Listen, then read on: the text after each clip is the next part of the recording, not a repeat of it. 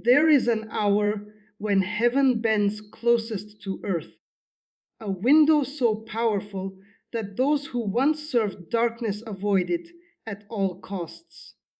I learned this not from scripture, but from the other side, where we watched, waited, and feared this specific moment every single day. They never told you that prayer has a geography. They never explained why certain hours carry weight that others don't. What I'm about to share isn't theory, it's intelligence from enemy territory. And once you understand it, your spiritual life will never be the same. Before my deliverance, I lived in a realm where time moved differently, not metaphorically, literally. Rituals had schedules, summonings had deadlines, and there was one window we were strictly forbidden from operating during. We were told it was because the veil was too thin, that angelic activity peaked, that our work would be instantly noticed and dismantled. At first, I thought this was superstition, dark kingdom mythology to control us. Then I watched a high ranking practitioner attempt a binding curse during this forbidden window. Within minutes, his ritual collapsed.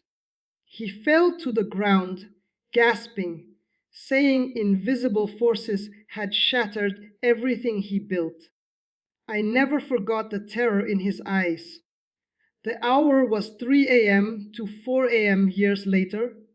After my escape and salvation, I discovered something that made my blood run cold. This wasn't random.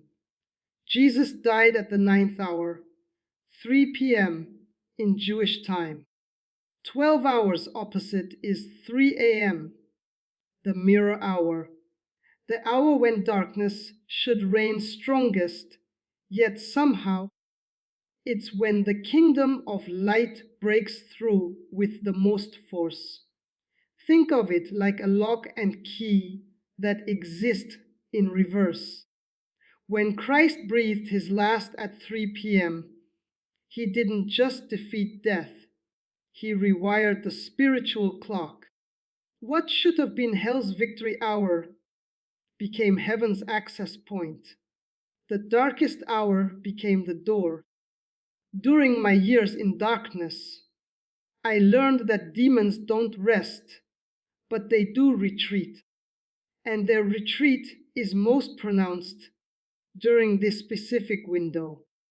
It's not that they disappear, it's that angelic reinforcements arrive in such numbers that demonic operations become nearly impossible. Imagine trying to work in a building while a SWAT team floods every hallway. That's what 3 a.m. prayer does in the spiritual realm. Most believers pray when it's convenient. Morning coffee prayers, bedtime prayers. But spiritual warfare isn't convenient, it's strategic. When you pray at 3 a.m., you're not just praying, you're praying when the enemy is already weakened, when angelic presence is densest, when the veil between realms is thinnest. Your words travel faster, your authority hits harder, your breakthrough comes quicker. I've watched believers pray for months about situations that shifted in one 3 a.m. prayer session, not because they suddenly prayed better words, but because they prayed in better territory. Timing isn't everything, but it's not nothing either. Here's what they don't want you to know: the enemy has been using strategic timing for millennia. Witching hours, dark moons, solstices. They understand that spiritual atmosphere shifts with time. Yet somehow, Believers think all hours are equal. They're not. When you wake at 3 a.m., don't curse the insomnia. Don't scroll your phone. Recognize it. You're being called to the hour when angels are already in position, waiting for a human voice to give them legal permission to act on earth. Your prayers don't summon them, they release them. This isn't about legalism, it's about leverage. You can pray anytime, but when you pray at the hour that darkness fears most, you're not just speaking into the atmosphere, you're speaking with reinforcements already present. And that changes everything.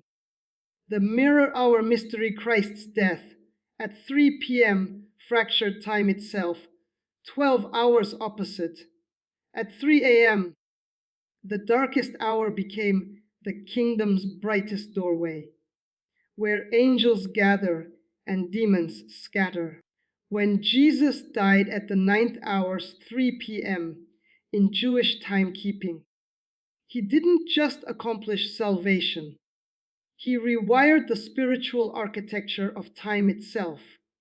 In the occult world, practitioners understand that every significant spiritual event creates a mirror effect exactly 12 hours opposite, the hour that should represent hell's deepest victory. 3 a.m., the inverse of Christ's sacrifice, became instead a gateway of heavenly power. What the enemy intended as a mockery of the crucifixion became a trapdoor he can't escape. This is why witches call it the devil's hour, yet simultaneously fear operating during it. They recognize the paradox. The time coded for maximum darkness has been hijacked by light. Every night at 3 a.m., the echo of Calvary reverberates through the spiritual realm, creating a window where the cross's power is most accessible and angelic forces mass in greatest concentration. Strategic silence of the enemy. During one specific hour each night, demonic operations face their greatest resistance. Those who once served darkness were forbidden from working this window because angelic activity peaks beyond measure. In occult hierarchies, timing isn't symbolic, it's operational law. High level practitioners receive explicit instructions about when to perform rituals and when to stay dormant. The 3 a.m. to 4 a.m. window is universally avoided not out of respect, but out of survival. During this hour, the spiritual atmosphere becomes hostile territory for demonic forces. It's comparable to trying to operate in a building flooding with your adversary's reinforcements. Angels don't occasionally visit during this hour, they occupy it. The veil between realms thins dramatically, meaning heavenly forces can intervene in earthly matters with minimal resistance. Demons who attempt to operate during this window find their assignments immediately contested, their influence rapidly dismantled. This isn't folklore or superstition from the Dark Kingdom. It's strategic intelligence they guard carefully. They don't want believers to discover that 1 hour each night the battlefield is already heavily tilted toward the kingdom of light before a single prayer is even spoken. The geography of prayer, not all hours carry equal spiritual weight. When you pray during the hour that hell's hierarchy avoids. Your words travel through atmosphere, already cleared by heavenly forces. Prayer doesn't operate in a vacuum. It moves through spiritual atmosphere, and that atmosphere changes density depending on time, location, and spiritual activity. Think of it like radio waves. Some frequencies travel farther depending on atmospheric conditions. When you pray at 3 a.m., you're not praying harder or using better words. You're praying through cleared airspace. The demonic interference that normally clutters the atmosphere is at its weakest. The angelic presence that amplifies and carries prayer is at its strongest. Your intercession doesn't have to fight through layers of opposition because that opposition has already retreated. This is why some breakthroughs happen in one 3 a.m. prayer session that didn't come through months of regular prayer. It's not that God suddenly listened. It's that your prayer traveled through the path of least resistance, reaching its destination with maximum force and minimal distortion. Strategic believers pray anytime, but wise believers recognize when the spiritual geography favors their advancement, the release versus the summon. Angels don't arrive when you pray at 3 a.m. They're already positioned and waiting.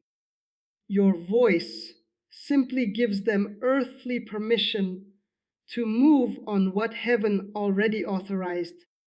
There's a critical misunderstanding about angelic activity. Many believers think prayer summons angels from heaven to earth, as if they're calling reinforcements from a distant location. But during the 3 a.m. hour, angels are already deployed and positioned. They're simply waiting for legal permission from a human voice to act. In spiritual law, heaven requires earthly agreement to intervene in earthly affairs. Angels need a human to vocalize, decree, and authorize what God has already prepared. When you pray at 3 a.m., you're not sending a request up to heaven and waiting for help to arrive. You're stepping into a room where the help is already present, armed, and ready. They're just waiting for you to give the command. Your prayers become the legal paperwork that releases what's already been staged. This is why breakthrough can feel instantaneous during this hour. You're not waiting for heaven's response. You're activating heaven's presence that's already in position, poised to move the moment you speak.